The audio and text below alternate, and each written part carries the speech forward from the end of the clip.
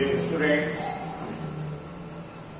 in the last class we have studied about the partial molar properties, and we have also studied about the derivation of Gibbs-Duhem equation. Today, the next topic we are going to study is the study of chemical potential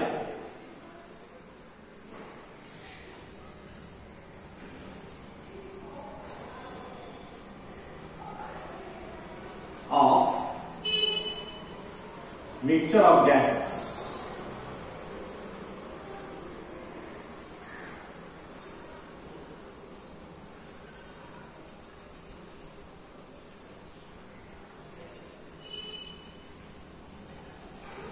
In the last class we have studied chemical potential is nothing but partial molar free energy, that is increase in the free energy when the ith constituent is added to the system, that is the chemical potential, partial molar free energy. Now let us study about the mixture of gases, chemical potential. Let me start with the fundamental equation, thermodynamic equation. dG is equal to VdP minus SdT. It is a well-known thermodynamic equation. Now, using this equation, I am differentiating this equation at constant temperature. Okay, I am differentiating at constant temperature. Okay, that is, when temperature is constant, dt will be equal to 0. Then this whole term will become equal to 0. Therefore, dou G divided by, okay, dou G divided by dou P at constant temperature, it will be equal to V, that is rate of change of free energy with respect to pressure at constant temperature will be equal to V. We know that for 1 mole of an ideal gas,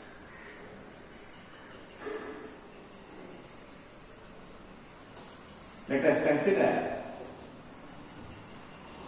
for 1 mole of an ideal gas, what happens? PV is equal to RT, then V will be equal to RT by P.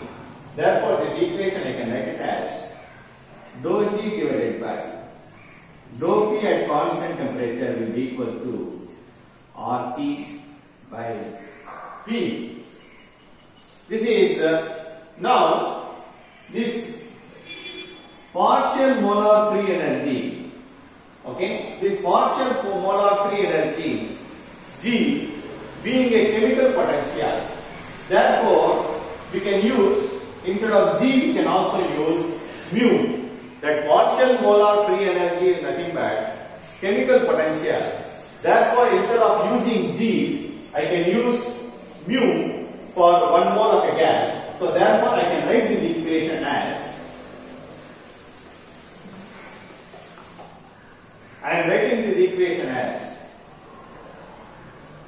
dou mu divided by dou P at constant temperature will be equal to RT by P. Instead of free energy, partial molar free energy, I have used chemical potential in the case of, or I can write this equation as d mu will be equal to RT. We have, it comes up dP by P. Okay, or this dP by P is nothing but d ln P. Okay, d mu is equal to RT d ln P. Now I am integrating this equation. On integrating this equation,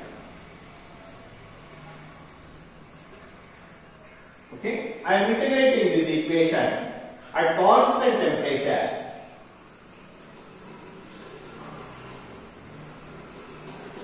I will get d mu on integration, it becomes equal to mu RT.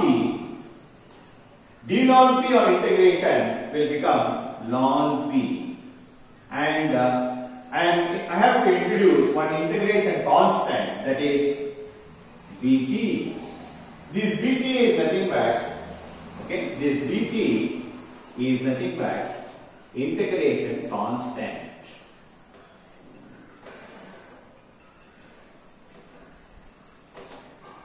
Now I have to find out the value of integration constant. The integration constant value depends on temperature, that is why the subscript T is written. See, when pressure P is 1 atmospheric pressure, what happens? Then the chemical potential will become equal to integration constant. So therefore, the integration constant can be replaced by mu naught. That is, to find out the value of integration constant Bt,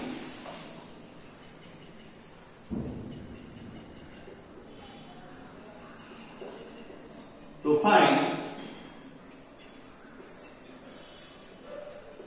the value of Bt when pressure is equal to 1 atmospheric pressure, then what happens?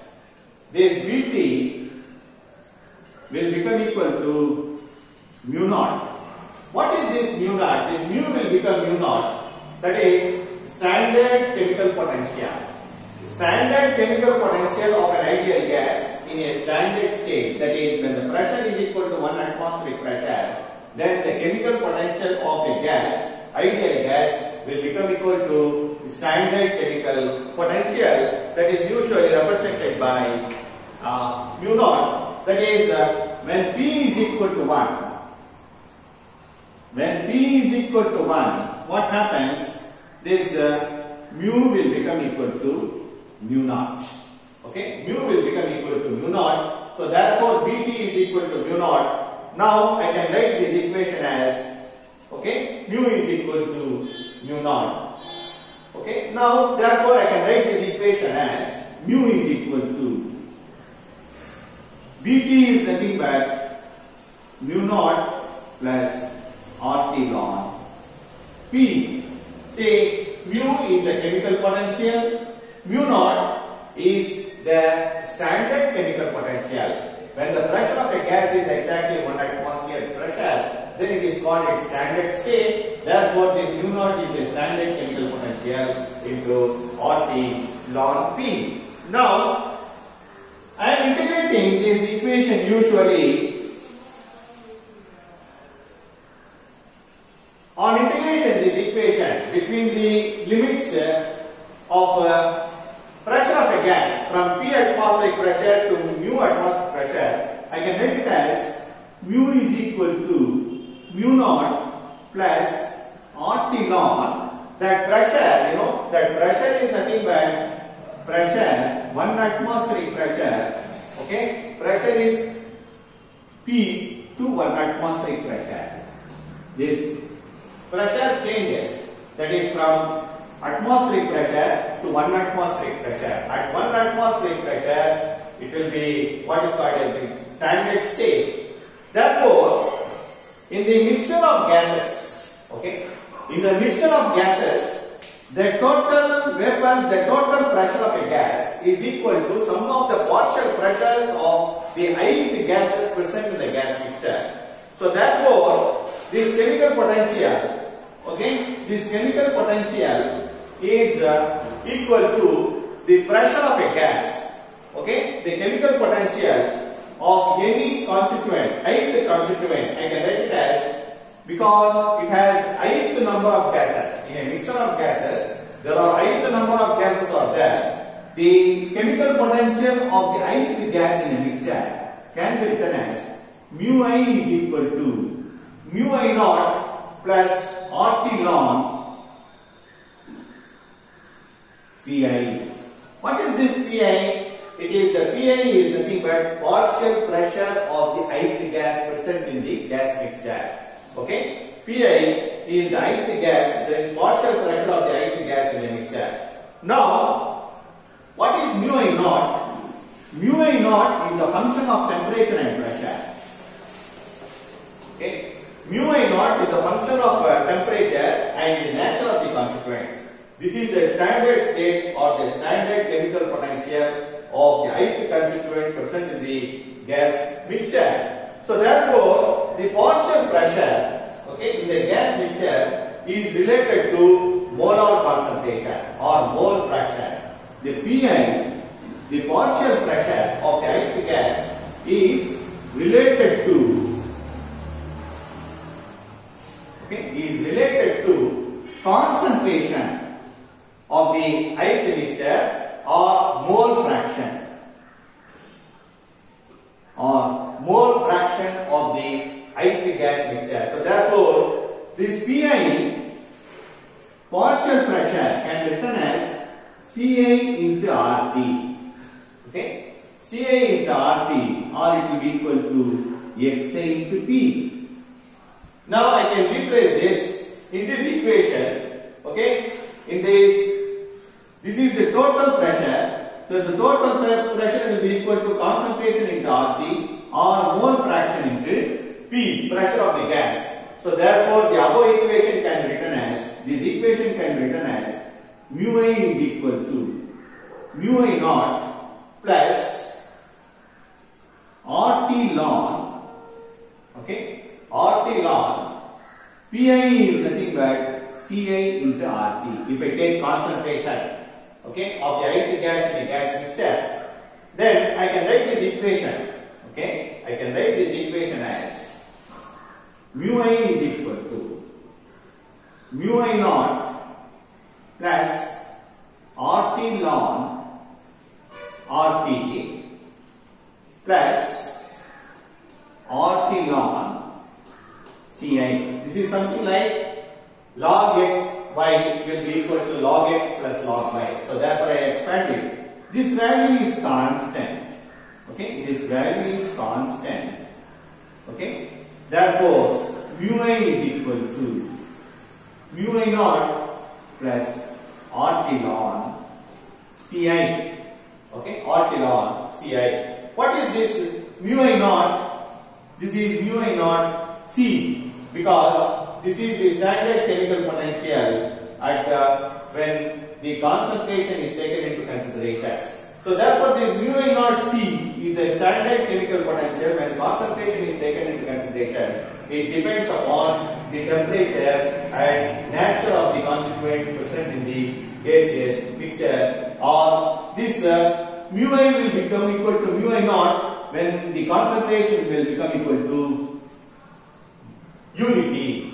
Or what is concentration? Usually given in terms of molarity. See, at unit molarity, okay, when molarity is unity, when concentration, that is, when the concentration of the gas or when its molarity is equal to 1 or unity, then what happens? Mu I will be equal to mu I naught C. So therefore, this value depends upon the temperature and the nature of the constituent. Similarly, when in a similar fashion, when Pi is given in terms of mole fraction, I can write this equation as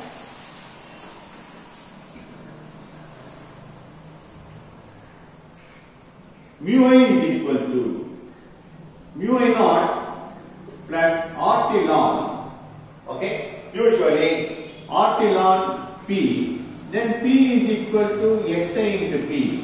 When the concentration is given in terms of mole fraction, I can write this equation as mu I is equal to mu I naught plus RT ln Xi into P. Okay, RT ln Xi into P. Then I can write, expand it, mu I is equal to mu I naught standard chemical potential RT ln P plus RT ln Xi. I expand it. Okay, RT ln. This value is constant. Then I can write this equation as mu A is equal to mu A naught plus RT ln Xi. What is Xi? This Xi is nothing but the mole fraction of the ith constituent present in the gaseous mixture. So therefore this mu I naught, I can write this mu I naught is equal to X. When the mole fraction of any gas concentration is unity, then automatically what happens? The chemical potential will become equal to standard chemical potential. Okay, when the mole fraction of a gas is equal to 1. So therefore, this mu I naught X is also depends upon the temperature and nature of the constituent present in the gas mixture. So this is the chemical potential of a mixture of gases, okay, containing ith number of gases. This chemical potential, okay, chemical potential can be given in terms of concentration or in terms of molarity, and chemical potential can also be given in terms of mole fraction. Okay, this is about the chemical potential of mixture of gases. Next we have significance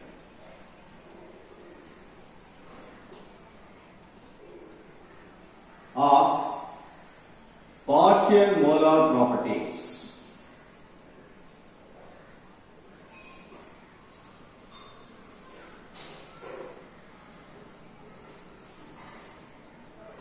Remember, I told you that partial molar property usually represented by X bar. Okay, partial molar property is actually nothing but it is a property of per mole of a substance. For example, free energy, partial molar free energy is nothing but free energy per mole of a substance. Okay, free energy per mole of a substance. For any pure constituents, okay, for any pure constituents, the partial molar property and molar property is same. For pure substances or for any system containing only one type of substance, for pure substance, molar property will be equal to partial molar property.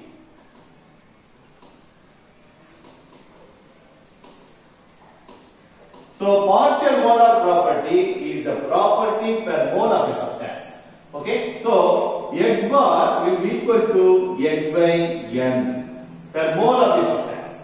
So for any given pure substance, the partial molar quantity and molar quantity are same. If there are more than one substance, automatically it will differ.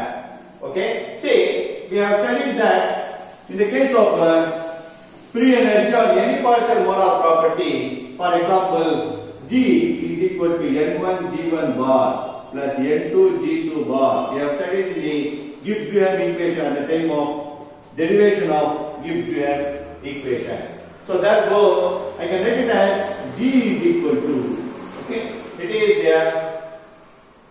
by add together we can write like this. So therefore, partial molar property is an intensive property. It does not depend on the amount of material present, okay, but it depends on the temperature, and that is at constant temperature. It depends at the constant temperature and pressure and on the composition of the system, but not on the amount of material present.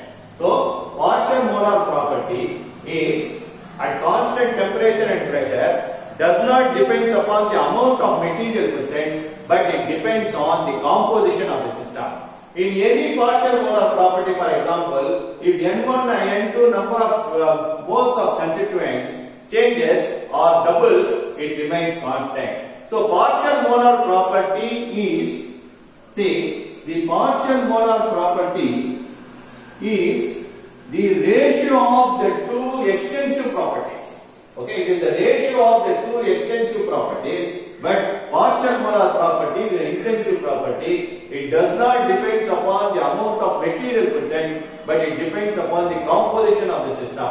Okay? When N1, N2 changes, proportionately partial molar free energy is also changes. So therefore, partial molar property is the increase in the property by addition of 1 mole of that substance to the system, so that the composition of the system remains constant. So this is the significance of partial molar properties. You can say anything. Similarly, say partial molar volume is the volume, that is the partial molar volume is nothing but it is V by N.